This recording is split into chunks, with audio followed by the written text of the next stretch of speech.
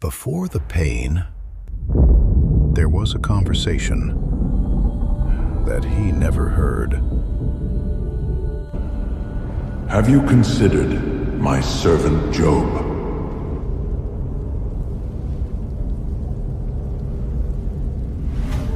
Take it all away, and he will curse you. On earth, the most upright man in the East, and he knew nothing. In a single day, everything was taken from him.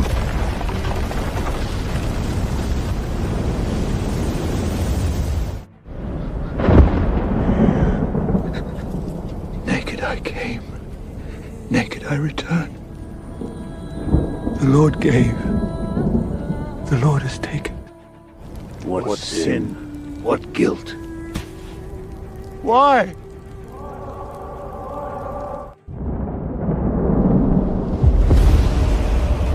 Where were you when I laid the earth's foundations?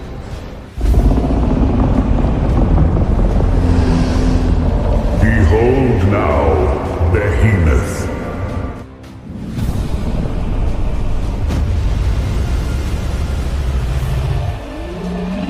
Who dares rouse Leviathan? All under heaven is mine.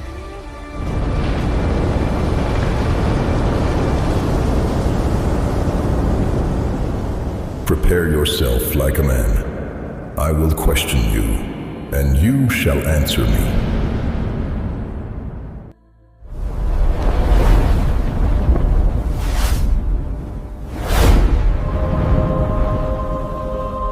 There was a land in the east, Uz, wide, ancient, marked by the sun and the silence of the fields, and in it a man, unlike all the others, Job. Not for his wealth, though he had it, not for his standing, though all acknowledged it, but for something rarer. He was blameless, upright. He feared God, and he turned away from evil. When he passed through the city gates, the elders rose to their feet, and the needy ran to meet him. An old man came near, bent low, his voice trembling. Sir, the creditors have taken my field, and I am left with nothing. How much do you owe?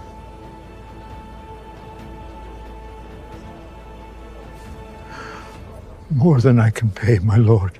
Then you owe nothing more. Go in peace.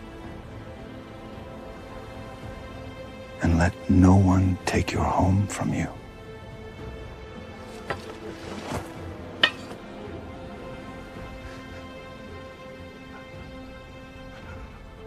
Why do you do this for me, my lord? Because the bread God gave me was not for me alone. And he went on his way. For such was Job, eyes to the blind, feet to the lame, a father to the poor, and a refuge to the one who had no one. Two men watched from afar. Did you see what he did? He always does. There is no man like Job in all the East.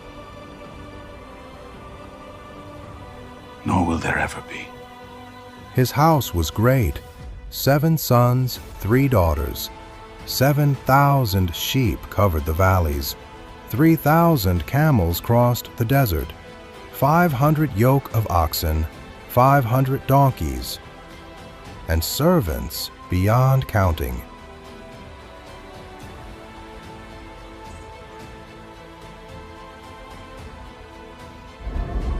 There was no one in the East greater than he.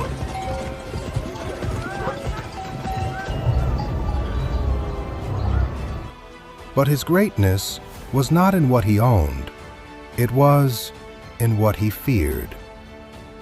For his house overflowed with life.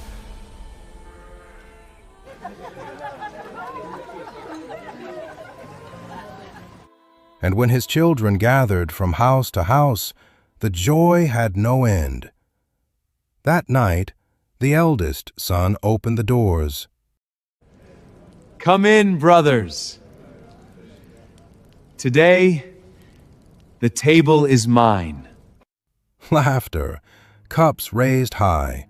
One of the daughters spun in the music.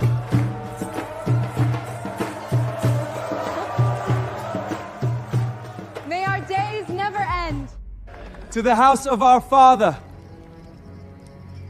and to the God who sustains it.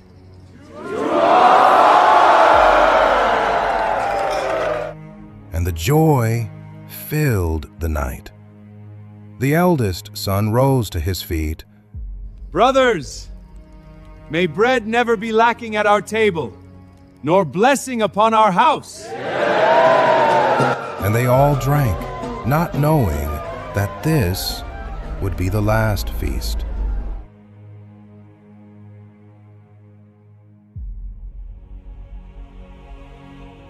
But far away, in his house, Job kept watch. A servant came near.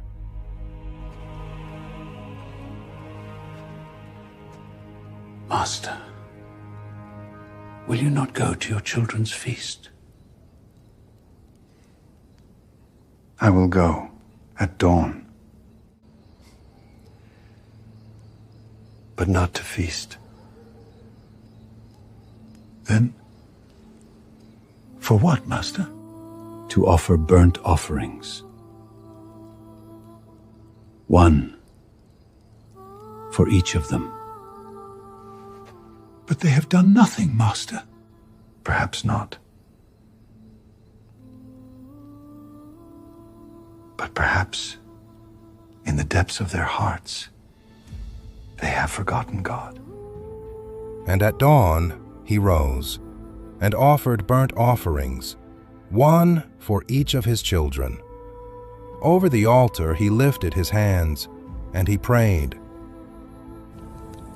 Lord,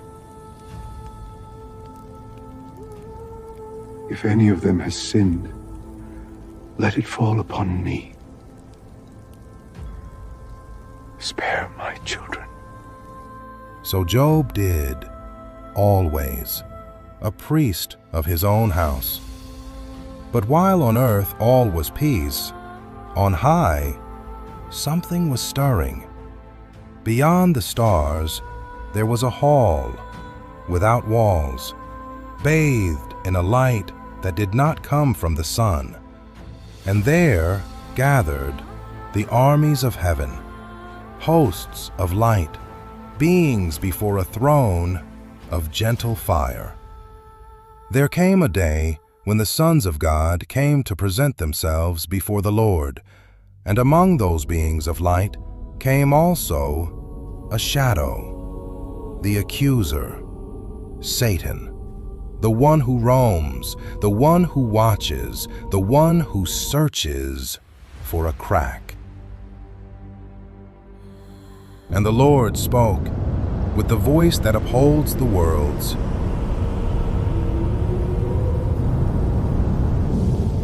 Where have you come from? And the accuser answered, cold.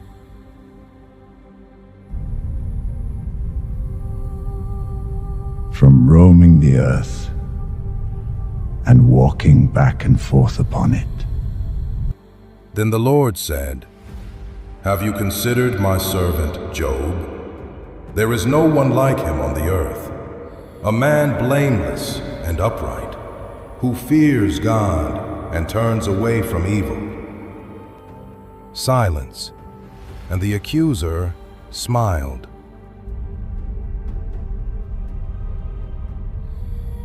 Does Job fear God for nothing? Have you not put a hedge around him on every side, around him, his house, and all that he has? You have blessed the work of his hands, but stretch out your hand. Touch all that he has, and he will curse you to your face. The heavens fell silent, and the Lord answered without hesitation. Behold, all that he has is in your hand. Only against him do not stretch out your hand.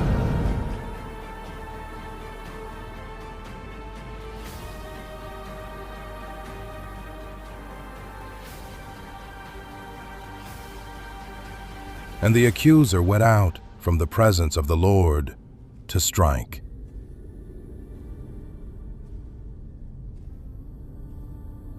On earth, it was a day like any other. Job's children ate and drank wine in the house of the eldest, and Job was in his house, at peace. But the peace was about to break.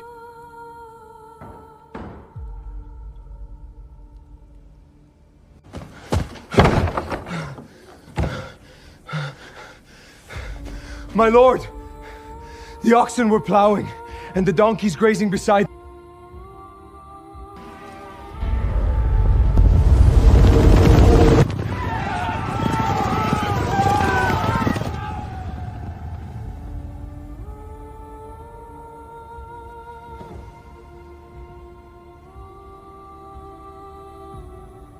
What are you saying?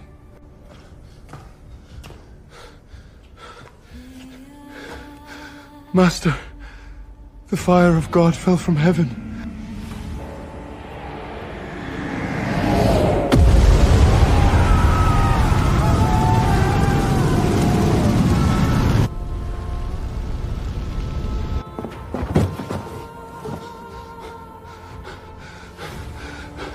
The Gideons, Master. They came in 3 bands.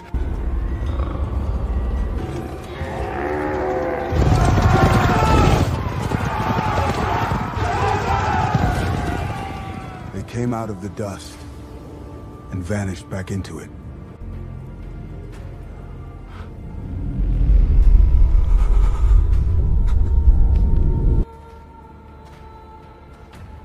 My lord, your sons and your daughters were all gathered together at the feast in the house of the eldest brother.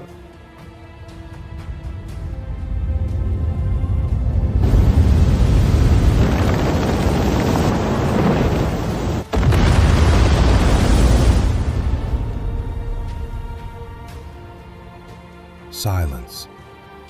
Job did not move. His lips trembled, and in a whisper, he called.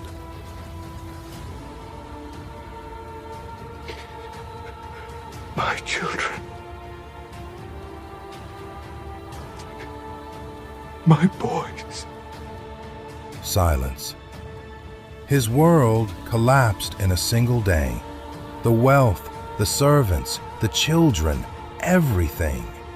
But then he stood up. But he didn't run, he didn't shout, he didn't curse. In silence, he tore his cloak and fell to the ground, not in despair, but in adoration. Then, in profound humility, he shaved his head. And when his voice finally rose, it carried the pain of a broken heart, but also the firmness of a spirit that remained standing. The Lord gave, and the Lord has taken away.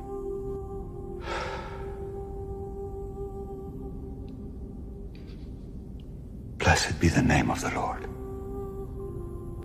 And in all of this, Job did not sin, nor did he charge God with any wrong. The old servant who had heard it all could not hold back his tears. My Lord, how can you bless? You have lost everything.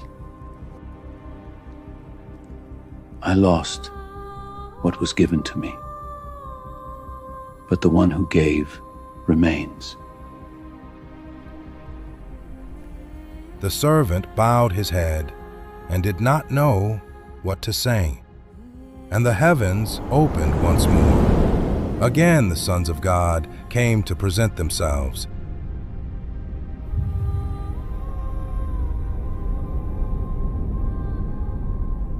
And among them the accuser once more.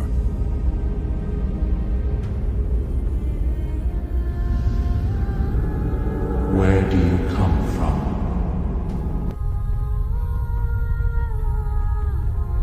From roaming the earth and walking back and forth across it. Have you considered my servant Job?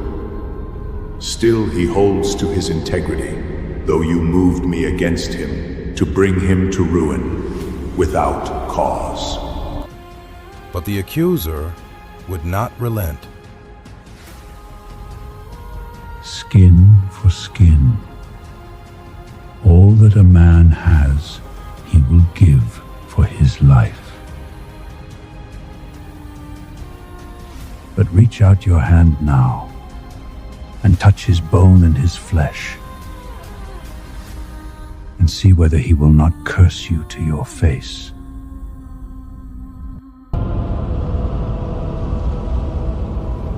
Behold, he is in your hand. Only spare his life.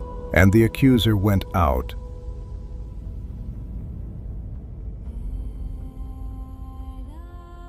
and struck Job from the sole of his foot to the crown of his head.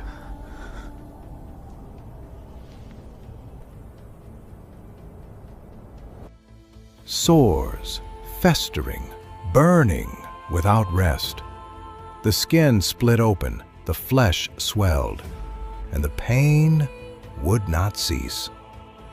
The most respected man in the East rose from his house and went out beyond the walls, to the wasteland where the ashes were cast. There he sat down upon them and took a shard of pottery to scrape his own wounds.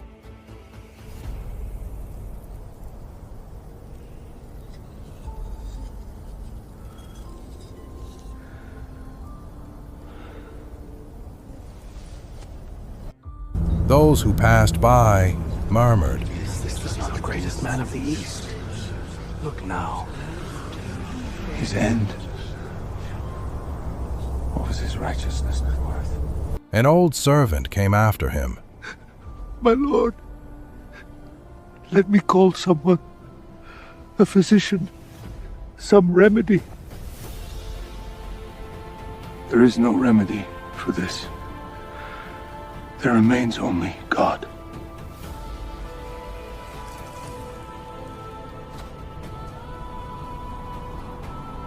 The servant bowed his head and walked away down the road.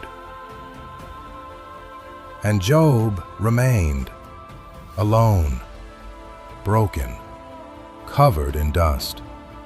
The desert wind blew over him, and the heavens fell silent, not because they had turned away, but because they were watching. And Job did not yet know that this sorrow was only beginning. Beyond the city, in the wasteland where the ashes were cast, Job remained. The sun beat down without mercy. Flies settled on the open sores, and the stench of sickness rose with the heat of the earth. Each breath was a labor, each movement a fresh pain. The greatest man of the East was now only a bent figure among the ashes. It was there that she found him, his wife, the one who had crossed abundance with him, and now crossed the ruin. She too had lost the children. She too had lost everything. She stopped a few steps away, and when she saw him like that, her legs nearly failed. She knelt before him, her hand reaching out, trembling in the air, without the courage to touch the wounds.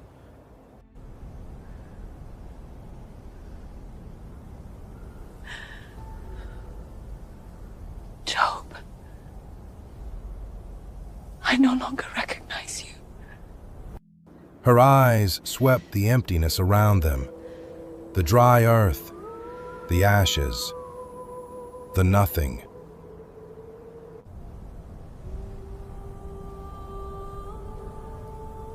Where are our children?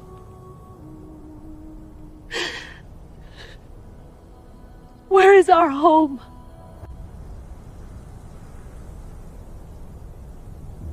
And your God, where is he now?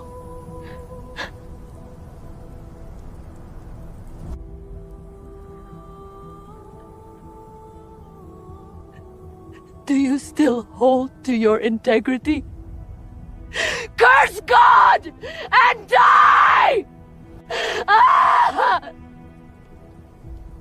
The words hung in the hot air, but Job only looked at her. There was no anger in his face, only a deep sorrow.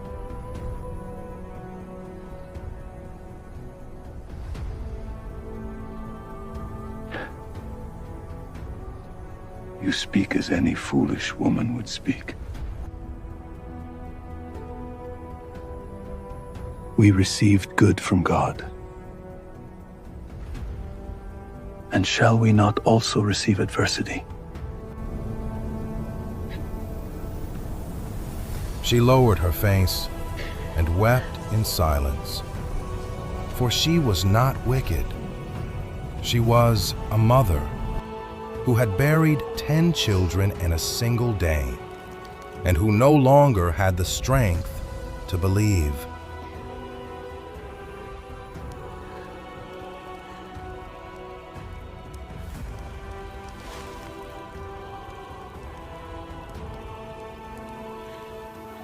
She rose slowly and walked away back down the road, leaving Job more alone than before.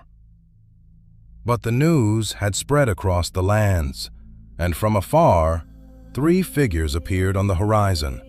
They came on horseback and on foot, raising a thin column of dust over the desert.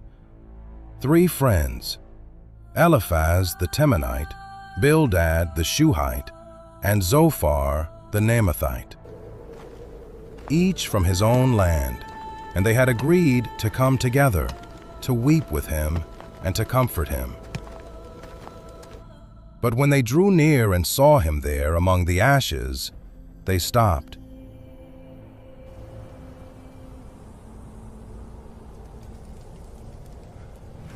It can't be him. Are you sure?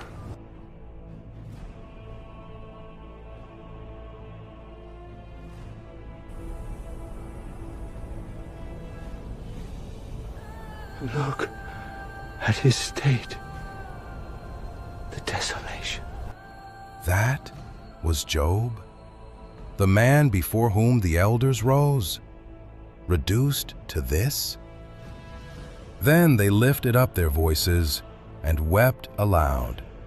They tore their own robes and threw dust upon their heads, and they sat down with him on the ground, on the hard earth, 7 days and 7 nights, and no one spoke a single word. The sun rose and set 7 times over them. The stars came and went, and the wind kept on sweeping the ashes. On one of those nights, Zophar moved his lips as if to speak.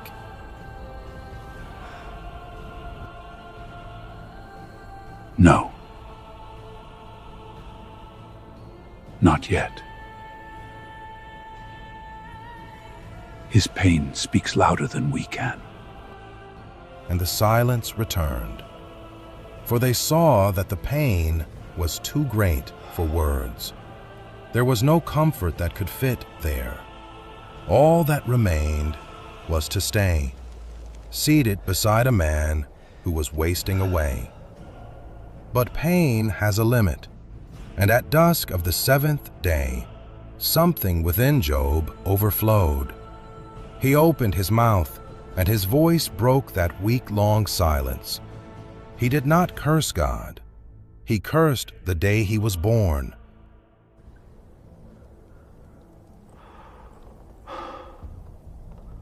Let the day I was born perish, and the night that brought me into the world.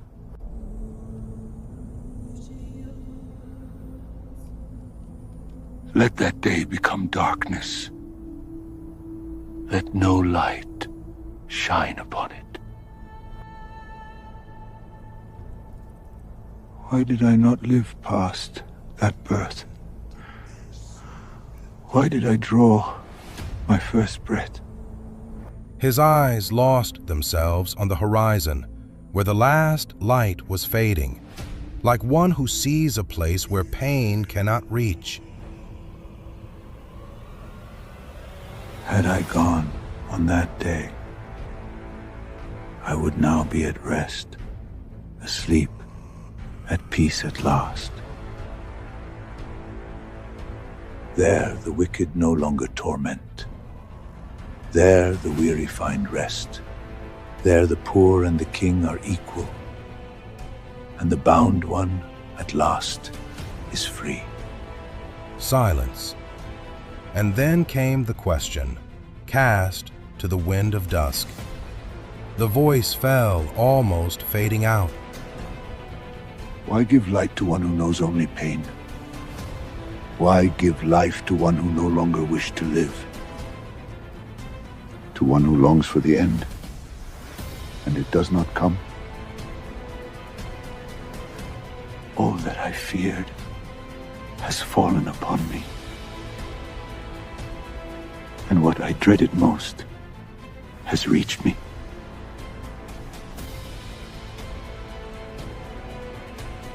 I have no peace. I have no rest. Only anguish remains. Silence. Job's last words dissolved in the wind. He had cursed the day, but not the one who had made him. And even from the depths of that pit, his eyes still lifted toward the heights. The three friends remained still, stunned by that lament. And then Eliphaz the elder drew a deep breath. He could no longer keep silent. The week of silence had ended, and what would come next would not be comfort. The last words of Job's lament still hung in the hot air. Over the wasteland, the wind swept the ashes in low whirls, and the three friends only stared at him, their robes torn, dust on their heads, not knowing what to say. The sun sank toward the horizon, the shadows lengthened over the earth, and for a long moment no one dared to answer, until Eliphaz the elder stirred. He was the first to speak. He moved slowly. He believed he was helping, and when he spoke, his voice held the authority of years.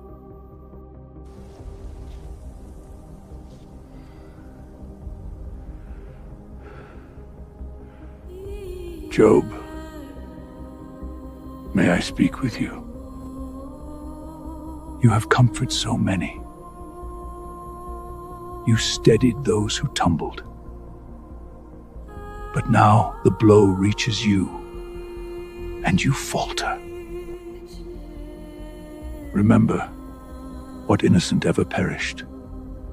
Who sows wrong reaps wrong.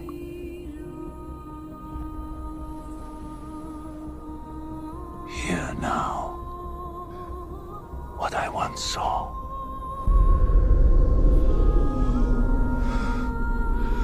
One night, a form passed before me, and the hair of my body stood on edge. Can a man be more just than God? So then, Job, seek God, and he will restore you. Job did not answer at once. He only stared at him. There was firmness in those words, but none of tenderness, and each phrase opened a fresh wound. He set his hands on the ground, he gathered the little strength he had, and he lifted his face. If only my pain could be weighed, it would outweigh the sand of the sea. My days run on, swifter than a breath, and pass without hope. My nights have no end. I toss on my bed until dawn. When I lie down, I think, when will morning come? And when it dawns, when will night come? The first stars appeared in the sky, and Job lifted his eyes to them.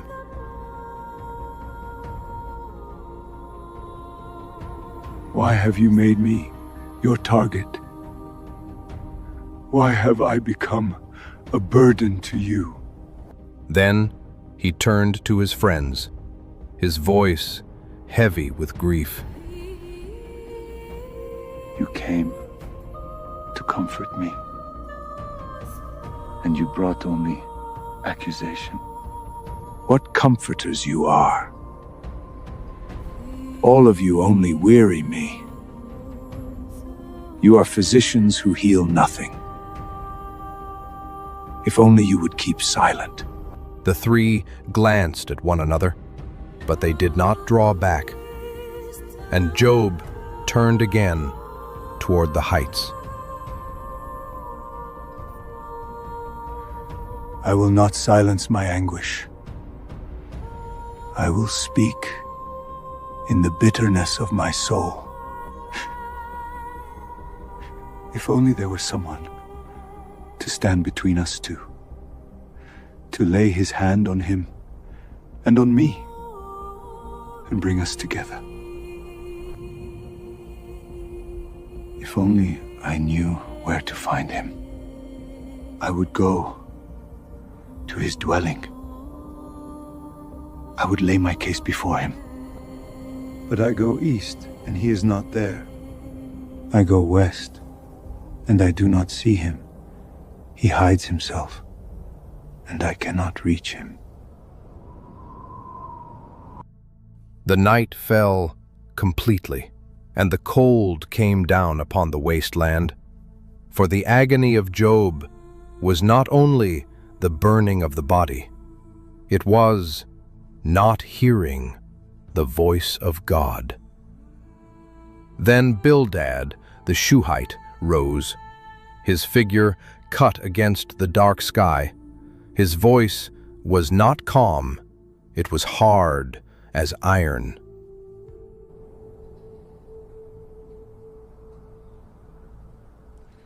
How long will you speak such things?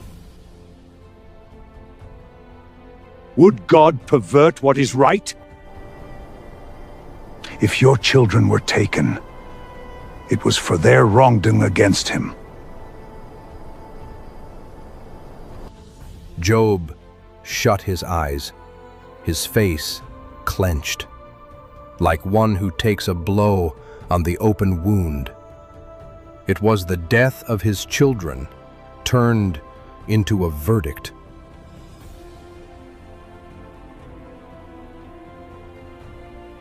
But you, if you are pure, he will restore you. Bildad believed he was defending God, but without knowing it, he was rubbing salt into the wound. Job drew a deep breath, his voice low but steady. I know that this is so. But how can a man be right before God?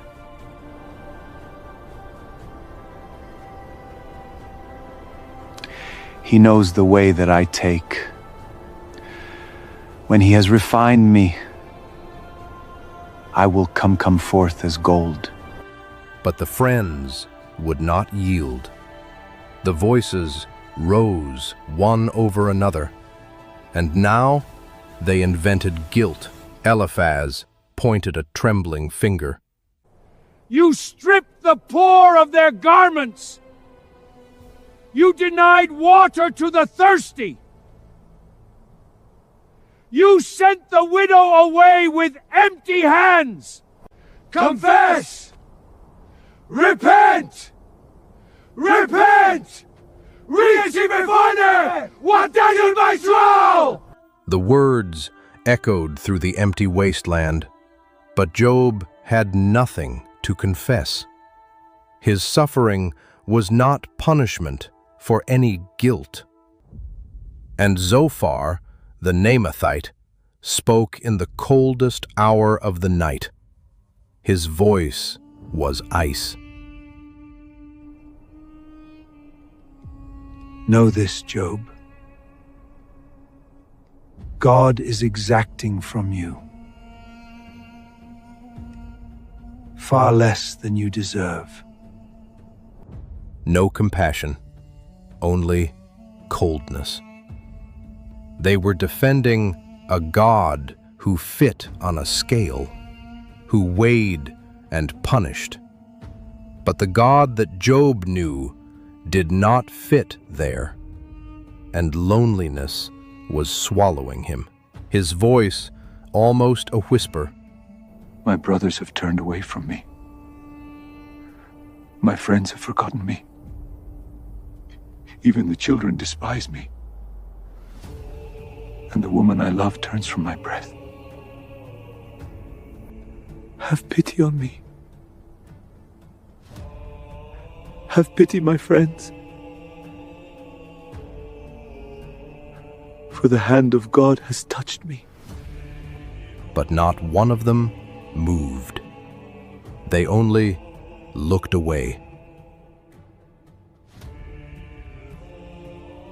And Job's hand fell, alone, in the dark, in the cold. All that remained to him was the sky. And it was then, as the first light of dawn touched the horizon of the desert, that Job rose, trembling, with all that was left to him. And looking toward that rising light, he declared,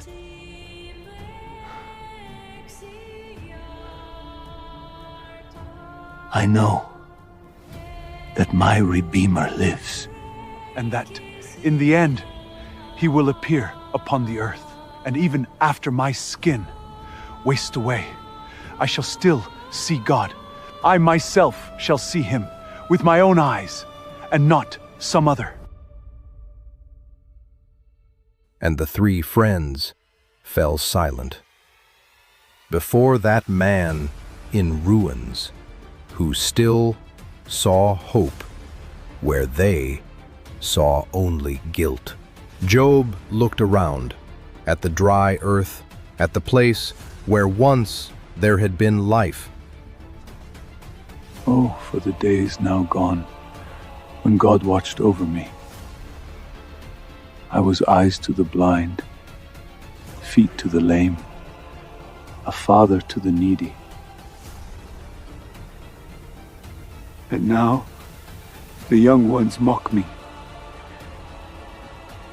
Those I once helped turn their faces when they see me. He opened his arms before the morning sky. I cry to you, O God, and you do not answer.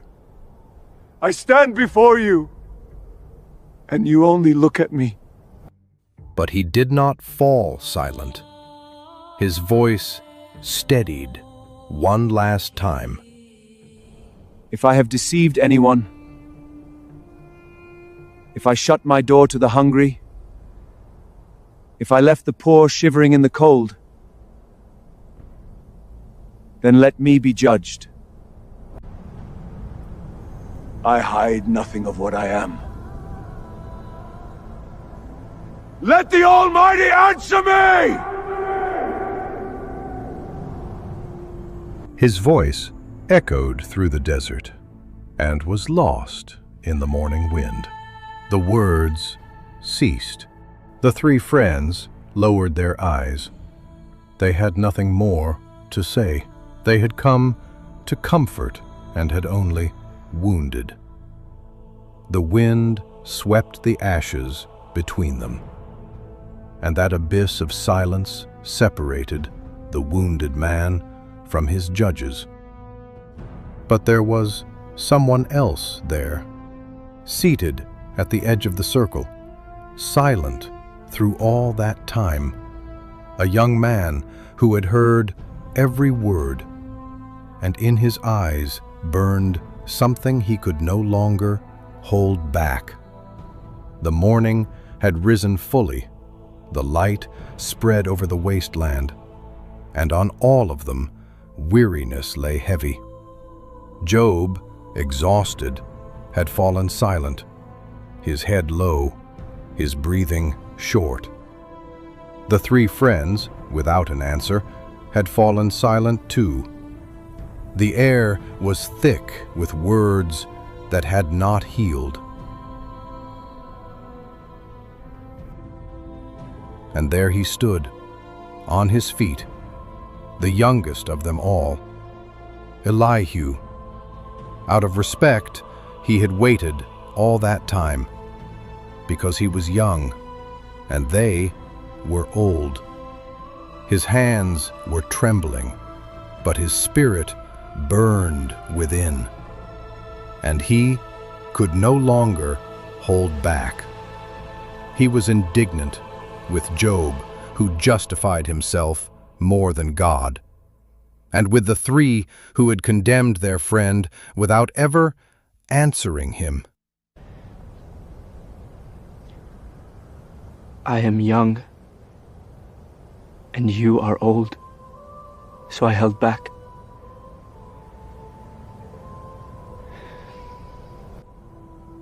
I thought that age would speak, that many years would teach wisdom, but I have seen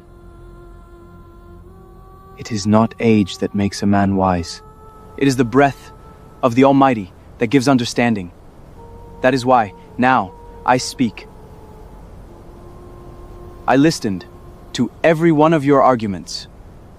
I waited for a word of wisdom, but not one answered Job. You condemned him without proving anything. Your words are empty.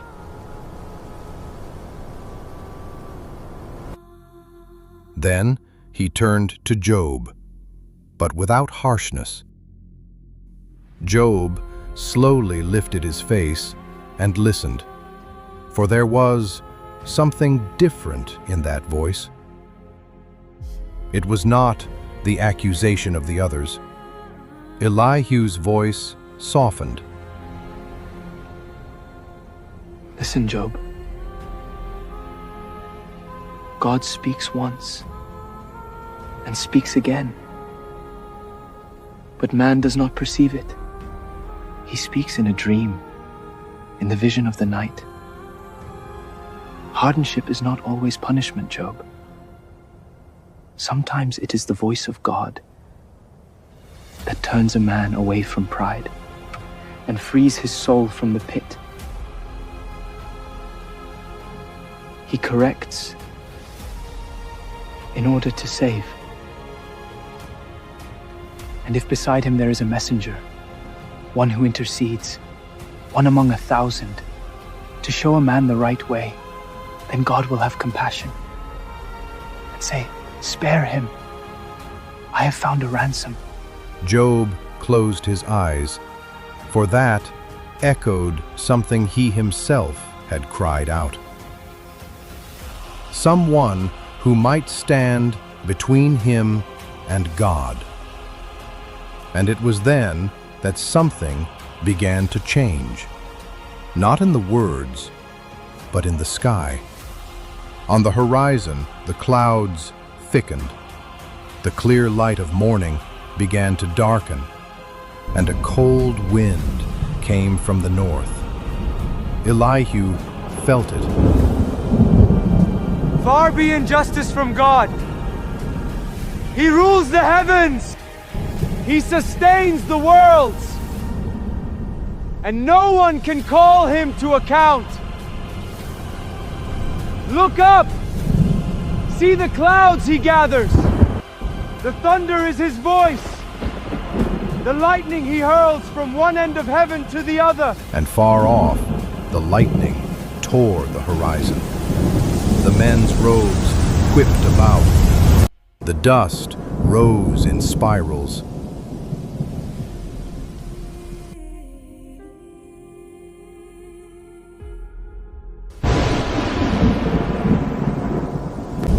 He tells the snow to fall upon the earth. He opens the great storehouses on high. At his breath, hardened Gishona Bryce. The beasts run to their hiding places. And man draws back his hand before his power. We do not understand his ways, but he is great, and his majesty is terrible. The sky darkened as if it were night at midday. Stop, Job. Stop and consider the wonders of God. And then he fell silent, for it was no longer his words that mattered. The wind roared. The thunder drew near. The earth seemed to tremble. Job rose up on his knees, his heart pounding. The friends drew back, cowering. Something immense was coming, and all of them felt it. It was no longer the hour of men. It was the hour of God. The sky was black, black at midday. The wind howled over the wasteland, and then the dust began to spin, not in low whirls, but in a vast funnel descending from the heavens to the earth, a whirlwind. It was not an ordinary wind. It was something alive, charged with majesty. The earth trembled, and Job, on his knees among the ashes, felt the air grow heavy as lead. The sand cut his face. The roar swallowed every sound. There was nowhere to flee, nowhere to hide. All that remained was to listen. Job, who had cried out so long for an answer, felt terror and awe at once. The God he had sought in the east and in the west was now there. From the heart of the whirlwind came a voice, deep, immense. Who is this who darkens my counsel with words without knowledge? The voice pierced Job to the bone. Brace yourself like a man. I will question you, and you shall answer me. Where were you when I laid the foundations of the earth? Tell me if you understand. Job bowed his head. Who marked off its measures? On what were its bases set? Who laid its cornerstone while the morning stars sang together and all the sons of God shouted for joy? Each word was like a flash of lightning, lighting up what Job had never seen. Who shut up the sea behind doors when it burst forth from the womb of the deep? It was I who said to it, "This far you shall come, and no farther. Here shall break the pride of your waves." The wind roared around him, but the voice was greater than the wind. Have you ever, in all your days, commanded the morning, or shown the dawn its place, that it might seize the edges of the earth and shake the wicked out of it? Beneath the light, the earth takes shape, like clay under a seal. Have the gates of death been opened to you? Have you seen the doorways of darkness?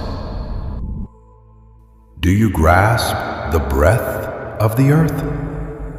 Tell me if you know all this. The voice rose to the cold heights. Have you entered the storehouses of the snow? Have you seen the treasures of the hail? Where is the path by which the light is scattered? Who is the father of the rain? Who fathers the drops of dew? From whose womb came the ice, and the frost of heaven? Who gave it birth? Job trembled. All of it that he had called the world was revealing itself now far too vast for his mind. Do you raise your voice to the clouds, and they answer you with rain? Do you send out the lightning bolts, and they report to you, "Here we are"? And the voice rose to the stars. Can you bind the Pleiades, or loose the cords of Orion? Do you lead out the constellations, each in its season? Do you know the laws of the heavens? Can you set their rule over the earth? Then the voice came down to the living earth. Who provides the raven its food when its young cry out in hunger? Will you hunt the prey for the lioness? Will you satisfy the hunger of her cubs? Who set free the wild donkey? Who loosed its bonds? It laughs at the uproar of the city, and the mountains are its pasture. Do you know the time when the mountain goats give birth? Have you watched the doe bring forth her young? Do you know the hour of her labor? And the ostrich, she flaps her wings in joy, yet she abandons her eggs in the dust. She forgets that a foot may crush them. I withheld wisdom from her, but when she rises to run, she laughs at the horse and its rider. The voice filled the sky like thunder. Was it you who gave strength to the horse, who clothed its neck with power? It paws the ground and exults in its strength. It is not afraid before the sword. It laughs at fear. At the sound of the trumpet, it neighs, and from afar, it already scents the battle. Was it by your wisdom that the eagle takes flight and builds its nest on high? It dwells on the crag, and from there its eyes spot the prey far away. What Job had seen as mere nature was revealing itself now as an orchestra conducted by a single hand. And the voice of the whirlwind confronted him. He who contends with the Almighty, let him answer. He who accuses God, let him speak now. Silence. Job could barely breathe. All his defense, all his arguments dissolved like dust in the wind. The words he had flung at the sky now seemed to him so small. He who had demanded an audience with God now wished only to vanish into the dust. The voice barely came out.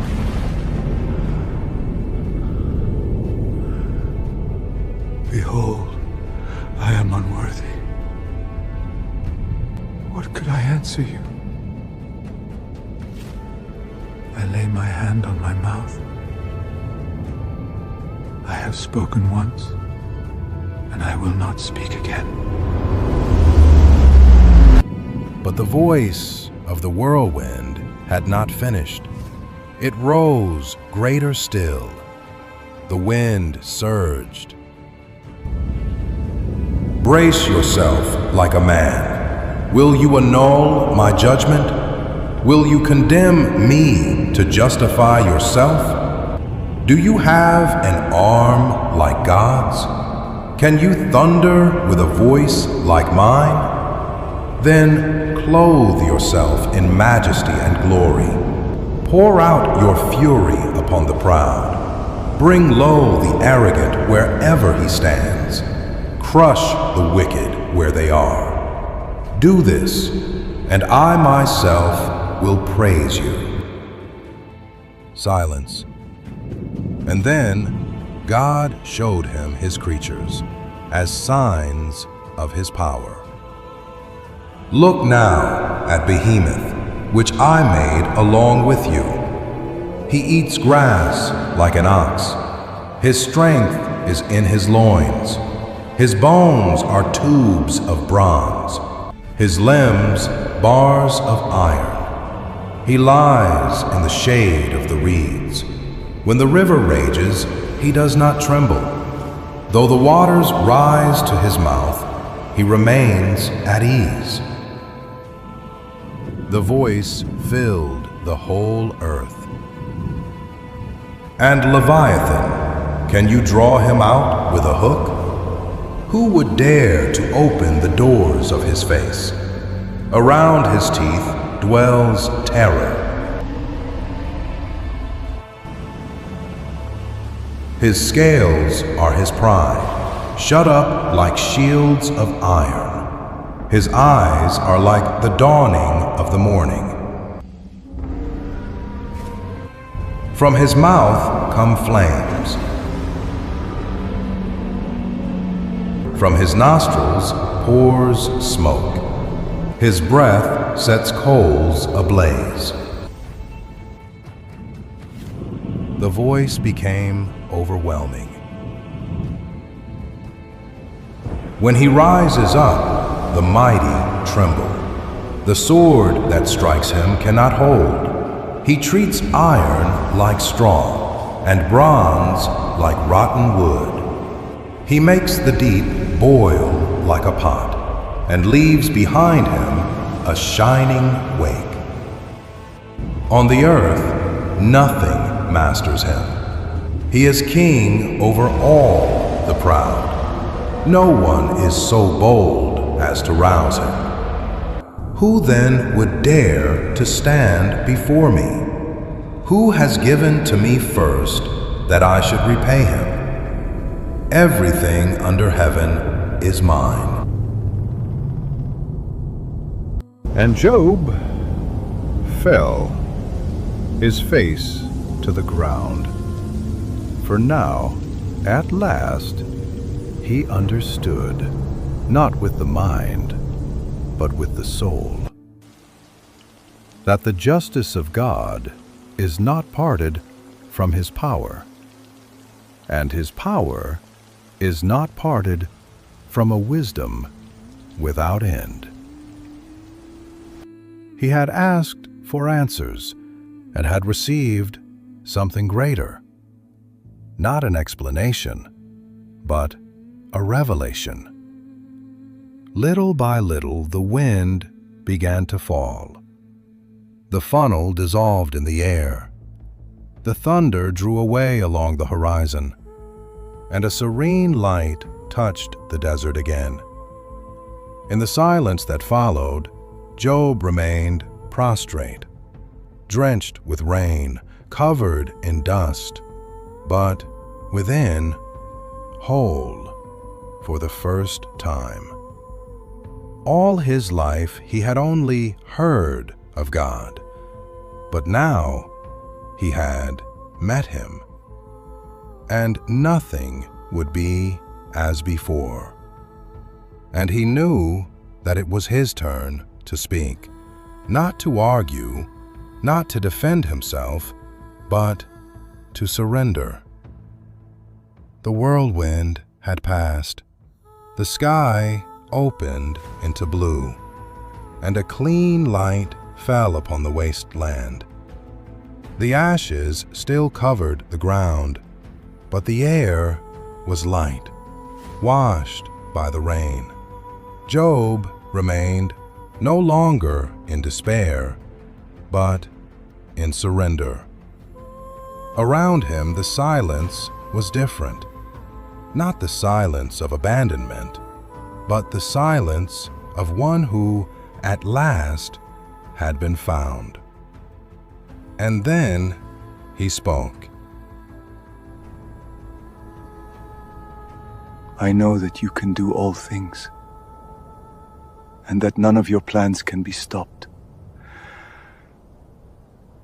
I spoke of what I did not understand. Of things too high for me. I knew you only by hearing of you, but now my eyes see you.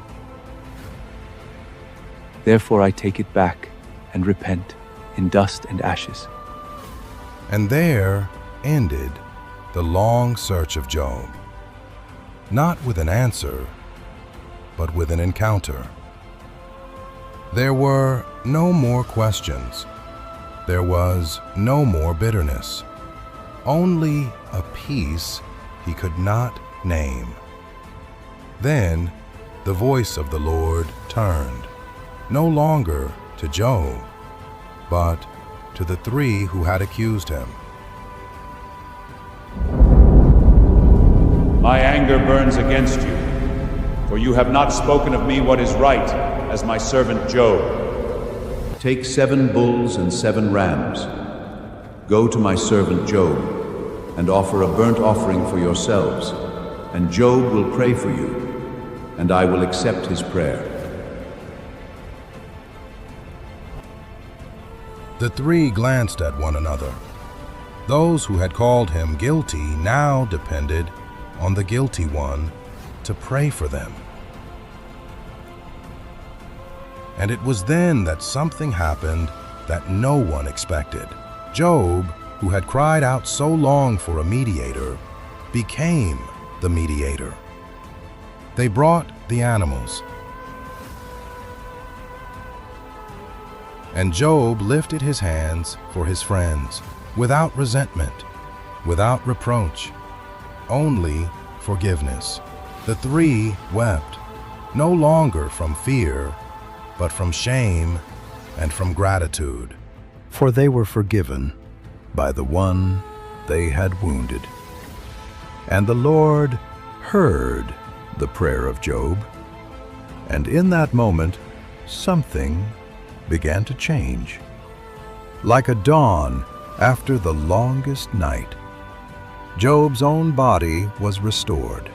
The sores dried, the skin healed, and the man who had sat among the ashes rose whole once more. And the Lord restored the fortunes of Job, and gave him double all that had been taken from him. The news ran across the lands, and those who had drawn away returned. The kindred, the acquaintances, they sat down at his table. They broke bread with him, and each brought a gift. And they comforted him for all the evil he had passed through. And the house of Job heard music once again. The cups were raised anew. But now those who raised them knew where each blessing came from. Little by little the land blossomed again.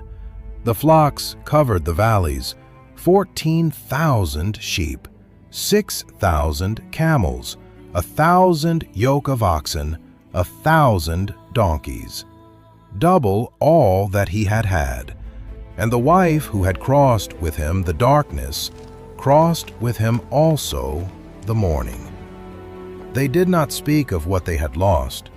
They only held what they had been given. For the Lord gave them once more 7 sons and 3 daughters, and the house filled again with life, with little footsteps down the halls, with laughter in the fields. And Job, who had wept 10 graves, heard once more the joy beneath his roof. And there were no women in all the land as beautiful as the daughters of Job. He named them Jemimah, Keziah, and Karen Happuch. And he did what few would do. He gave them an inheritance alongside their brothers. For the heart of Job was no longer the same.